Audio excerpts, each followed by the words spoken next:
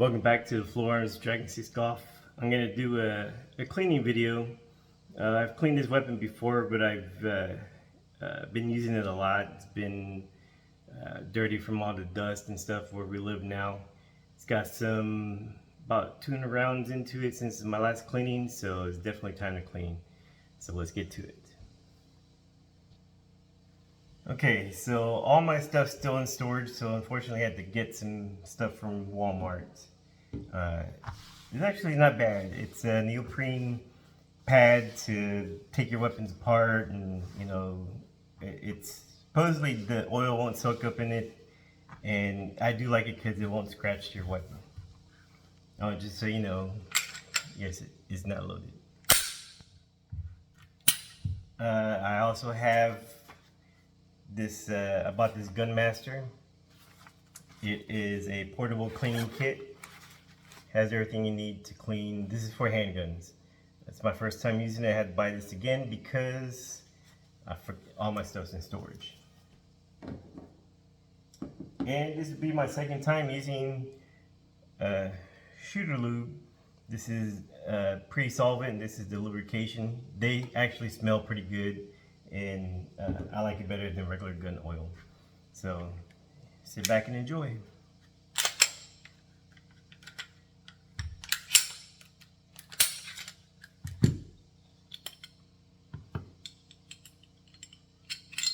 Yeah, it's got some pretty good carbon buildup. I like it though. It's supposed to use your stuff.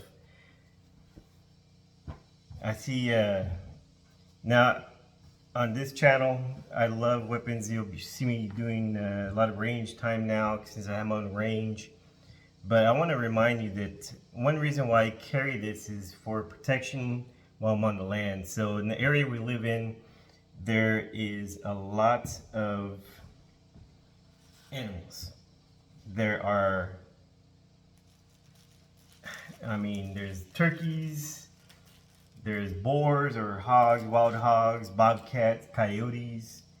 There's even some brown bears out in this area now, which is unusual, but we actually saw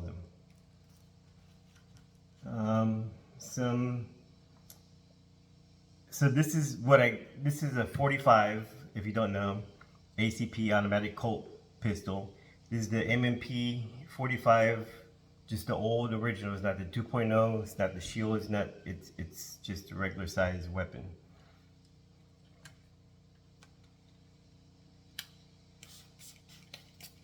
This is really one of the easiest weapons I have to fire. It's easy to maintain. It's never failed me. I've never seen it jam up on me. So Smith & Wesson, good job on that. Growing up, my dad took me to the range starting when I was 5 years old, around that, 5, 6 year age. And I don't know if that seems normal to you or not, but my dad started me using a 22 long rifle, actual rifle that was a lever action, and that's the first thing I learned how to shoot on. When I got proficient with that and I got a little bit bigger, he introduced me to my dad's friend had a 9mm pistol that it was a Ruger. I don't remember which model, but I don't remember how many rounds I put down on that one, but it was a lot. I mean, I used it all the time because using a pistol is pretty cool when you're a kid. And all his friends, including my dad, were in the military. I think one of his friends was a Marine, the other one an Army vet, and my dad was in the Navy. Now my dad started shooting when he was a child as well. So I hope that my oldest son, he shoots. Of course, he's in the Army now, so of course he shoots. But even before then, I would take him to the range when he was young. My oldest daughter, not so much. She's not interested in it, which is fine. I don't ever want to force firearms on anybody. Either they're going to like it, or they're not going to like it, or they don't even want to try it, and it's fine. It's up to you. If you do want to introduce people to it, please make sure you know what you're doing before you introduce firearms to them. Show them about the safety, how you always treat the weapons like it's loaded. Teach them to respect it. Now I have a 6-year-old daughter who is gnawing at the bit. I'm going to introduce her to a BB gun first.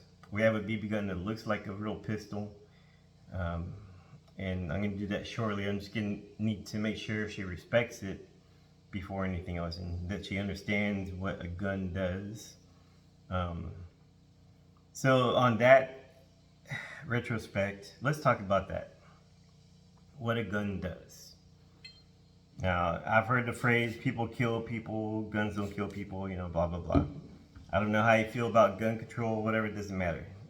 So, this story is when I first joined the Army, and I went to basic training as a tanker. So as tankers, we don't have basic training like 8 weeks, and then you go to your little AIT to learn your MOS. Ours is all in one. It's called, wow, why can't I remember? It's 16 weeks. Anyway, it's OSUT, One Station Unit Training, and we're not the only ones to have it. Most combat arms, infantry, artillery, and MPs, they have OSUT as well. The advantage to that is you get the same drill sergeant. The drill sergeant is also a tanker, so they're proficient in that. So anyway, I remember the first time we got introduced to tanks, and by this point we already learned how to fire a 9mm and how to fire M16A2 with iron sights. So the next thing is they introduce us to tanks, and I remember that this is a cool thing. I wish I could have a video of it, but at the tank center at Fort Knox, Kentucky, all tankers training, including Marine Corps, and they're as we know, Marine Corps are a little bit more disciplined. So by the time they get to armor training, they've been through their basic training. So if I'm not mistaken, Marine Corps basic training is 16 weeks long. So they went through that, and they marched really good, especially compared to us. I'm sorry for those of you that were in the Army and disagree. You can disagree, it's fine. But we saw them as we were walking or marching to the motor pool to get introduced to tanks first. And I just remember the cadence. They have a kind of your right or left. They have a certain way they sing their little cadence, and they march in unison for real. It's awesome. Anyway, so we see that. Then we turn the corner, and we see rows and rows and rows of M1A1s. There's, I don't remember how many. It's probably like, I don't know, 20. Which is, it's a sight to see when you first see tanks, and they're huge, 65 tons. I don't remember how tall they are, but they're probably like 8 feet tall. Track is huge. The main gun is huge, and it was a cool experience, right? But I remember one of the drill sergeants, Drill Sergeant Morgan what's his name? He's an E6. He tells us that the tank is a weapon. And what he means by that, or what he meant, and he explained it, a weapon is made to kill. It's made to kill anything. So whether you're friend, foe, enemy, whatever, it's made to kill. And his point with that was that weapon, the M1A1 is a weapon, is a killing machine. And sorry, I'm trying to concentrate and do this at the same time. It's not working very well. So it's a killing machine, right? So he said it doesn't matter what it wants to kill. It doesn't matter if it's you, the operator, or the enemy, it can kill. But you have control over it, and you have to remember about your safety and all that, right? So we're looking at this huge tank as a group, and we're just kind of like amazed. We're in awe, and just, you know, that just reminds me of a gun, a pistol, a sidearm, hand cannon, whatever you use. This thing, the bullet that comes out of here, this is a 45, is made to kill. Whatever it's aimed at, it will penetrate. So remember that. Always point it in a safe direction, right?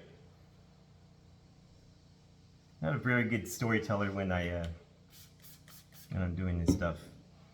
But anyway, my point is, these weapons are a tool, self-defense tool.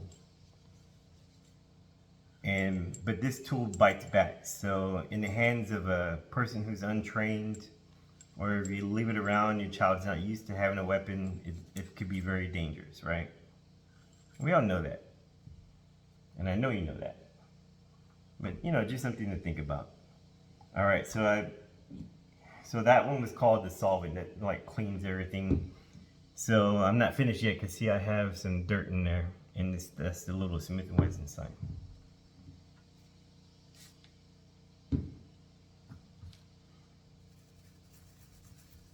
So since I was a kid, I've always known to point the weapon up and down range. Never put your finger on it until you're ready to fire it. You know, so part of my channel is about teaching the basics. Basics of weapons maintenance, basics of shooting, basics of safety. You know, you can build upon it. I have no problem with that. Add to it, disagree, whatever, ask me questions. I appreciate it. You know, I'm not the only gun enthusiast. I watch a lot of videos too, right? A lot of argument of which one's better to carry, which caliber is best. I think it's all situational. For me, 45 is starting to get too big to carry, because when I fire it repeatedly, I have carpal tunnel and some other issues of tennis elbow. So when I keep firing, after a while, it's taxing on me. It's not enjoyable. So after a while, I'm going to stop carrying the 45 and go to something else. I still have a 9mm or 40 that I could go to. So now it's all cleaned up. Now I'm going to use that oil. And oil this is your lubricant. This is what keeps the metal from rusting. I'm going to put a liberal amount because this sucker is out in the elements. This gun's been wet from rain. I've dropped it in dirt and mud. Not on purpose. On that, since I was talking about that, so I open carry. I carry it right here. And I don't chamber a bullet. And I know there's a lot of arguments. You know, you need to trust your weapon, whatever. You need to be reactive, and all that's true. I do trust my weapon. I trust my training, but I feel other people around me are safe if it's not chambered, locked and loaded. Just my own personal preference. Yeah, that's starting to look better. One reason I do that is because what if I drop it? What if my daughter grabs it? I don't find, you know, people talk about if you need to protect yourself from another person who has a gun, you're not very likely to happen to come across a situation. But what I do is I practice on the range, pulling it from my holster, cocking it back, and getting ready to fire as fast as possible. Muscle memory is key. We all know that muscle memory. If you play video games, you already know most things you do. The buttons, you don't look at the buttons anymore. It's all muscle memory. Same thing with drawing your weapon.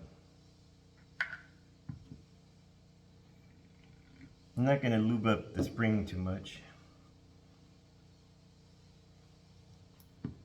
Okay, last thing I'm going to lube up is the inside of my barrel.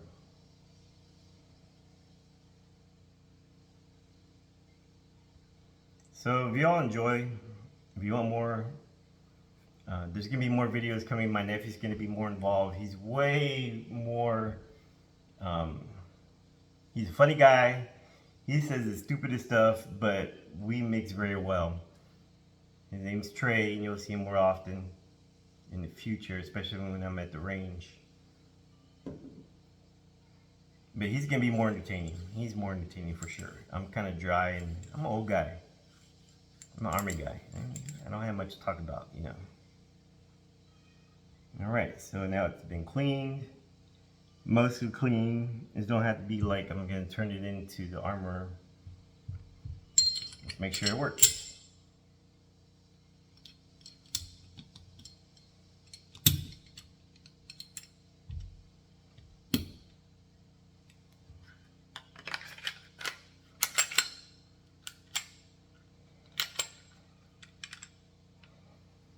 I've had this sucker so long, this little button gets stuck right here.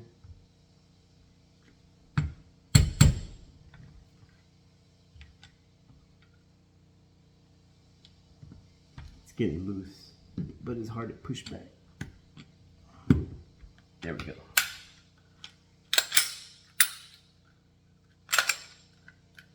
Make sure it works. Pull trigger, pull it back.